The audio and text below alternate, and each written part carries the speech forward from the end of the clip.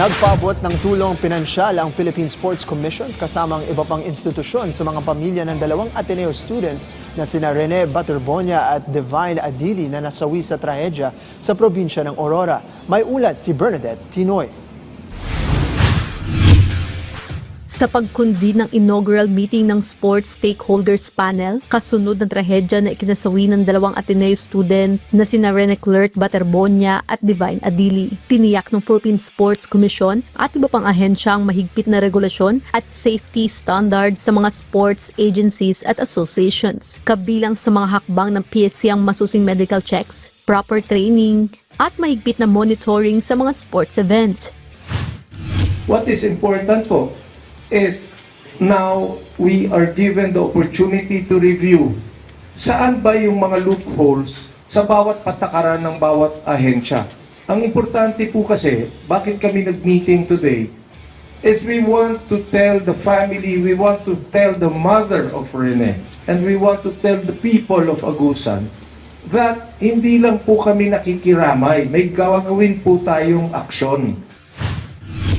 Pinabulaanan din ng PSC na hindi parte ng standard training ng ahensya at iba pang institusyon ang umano'y pagsasanay na mahahalin tulad sa mga militar. Wala po yan sa policy ng Philippine Sports Commission, and I'm sure wala sa policy yan ng UAAP, wala yan sa policy ng Palarong Pambansa, wala po sa policy yan ng kahit sinong NSA. That is maybe the philosophy of a program that is in place. That is their style and their prerogative. Kinumpirma rin ni Chairperson Patrick Pato Gregorio na mag-aabot ng tulong pinansyal ng PSC katuwang iba pang ahensya sa mga pamilya ni Rene at Divine. Philippine Sports Commission sa pamilya ni Divine at sa pamilya ni Rene. And sa kami ngayon, ang ibibigay po ng Philippine Sports Commission in partnership with all the government sectors present here today, ay 250,000 pesos para sa pamilya ni Rene at 250,000 pesos para sa pamilya ng Divine. Yan po ang tulong ng gobyerno para lang po ma-address natin yung pangangailangan ng mga pamilya na nasawi. Inihayag din ni PSC Chairperson Patrick Pato Gregorio na makikipag-ugnayan sila sa Ateneo de Manila University maging sa pamilya ng mga nasawing atleta. It is the gesture, no, na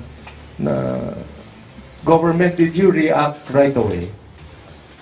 UAAP, are you cooperating with government to make sure that we address this? The answer to these questions are yes and yes. Are we going to talk to Ateneo? Yes. Is Ateneo willing to talk to us? Yes. Are we reaching out to the family, to the mother of Rene? Yes. Are we going to help the family? The answer is yes. Samantala, suportado rin ng panel ang isinusulong na Sports Coaching Act na layo may patupad ang regulasyon sa coaching profession sa pamamagitan ng pagkakaroon ng National Registry, mandatory licensing at marami pang iba. Bernadette Tinoy para sa Atletang Pilipino para sa Bagong Pilipinas.